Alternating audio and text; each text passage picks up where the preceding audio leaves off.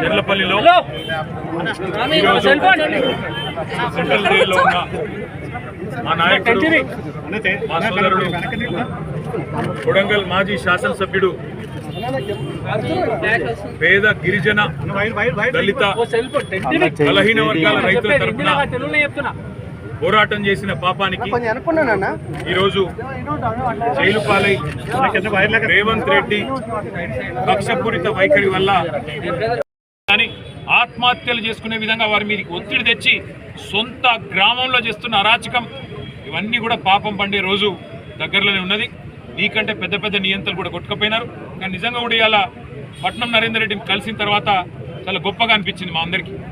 లక్ష్మారెడ్డి గారు, నేను, శ్రీనివాస్ గౌడ్ గారు, మహమూద్ అలీ గారు, లక్ష్మారెడ్డి గారు మేమందరం మాట్లాడుకుంటూ వస్తూ ఉన్నాం. అదే నరేందర్ ఎంత ధైర్యంగా ఉన్నాడు, నా కోసం కాదన్నా మా రైతుల కోసం కొట్లాడాడని చెప్పినాడు.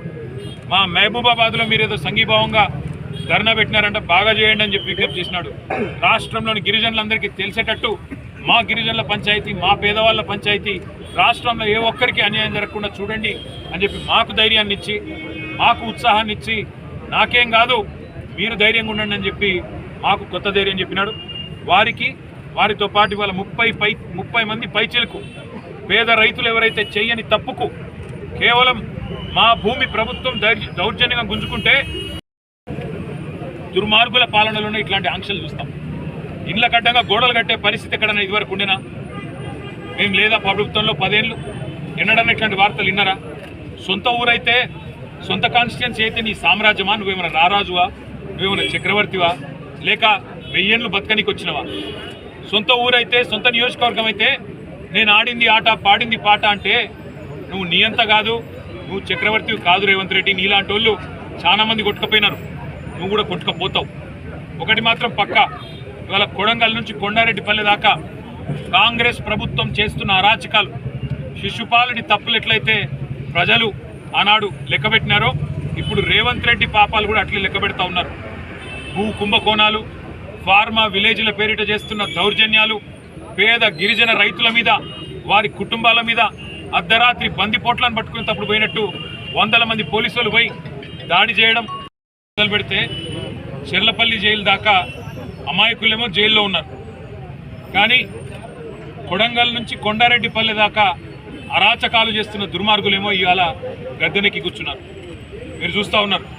కొడంగల్లోనేమో పేద రైతుల భూములు గుంజుకునే ప్రయత్నం ఒకవైపు, ఇష్టం వచ్చినట్టు భూములు ఇవ్వమంటే అర్ధరాత్రి ఇండ్ల మీద పడి ఆడవాళ్ళు చిన్నపిల్లలను చూడకుండా అరాచకాలు చేస్తున్నది కాంగ్రెస్ ప్రభుత్వం రేవంత్ రెడ్డి నాయకత్వంలో.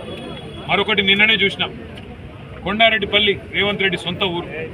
ఒక మాజీ సర్పంచ్ పెద్ద ఆయన సాయిరెడ్డి 85 ఏళ్ళు ఇదే రేవంత్ రెడ్డి కోసం మొన్న ఎలక్షన్లో కూడా తిరిగిండు, ఓట్లు వేయించిండు.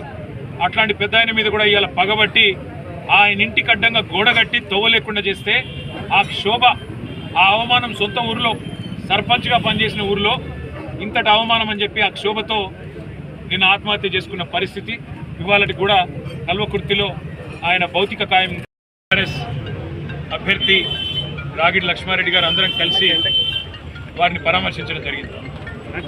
నేను పట్నం నరేందర్ రెడ్డి గారికి మనస్ఫూర్తిగా అభినందనలు తెలియజేస్తా ఉన్నాను.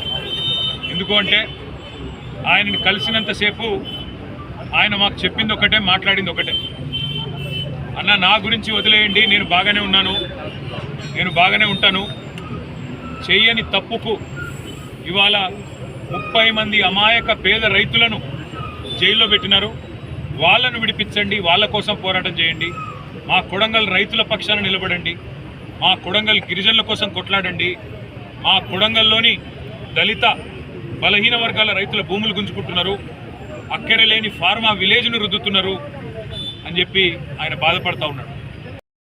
మా సోదరుడు నరేందర్ రెడ్డి గారిని కలిసి నేను, మా మహబూబ్ నగర్ జిల్లా పార్టీ అధ్యక్షులు మాజీ మంత్రి లక్ష్మారెడ్డి గారు, మరొక మాజీ మంత్రి పెద్దలు శ్రీనివాస్ గౌడ్ గారు, మాజీ హోంమంత్రి ఎమ్మెల్సీ మహమూద్ అలీ గారు, ఉప్పల్ ఎమ్మెల్యే లక్ష్మారెడ్డి గారు, మేడ్చల్ జిల్లా పార్టీ అధ్యక్షుడు ఎమ్మెల్సీ షంబీపూర్ రాజు గారు,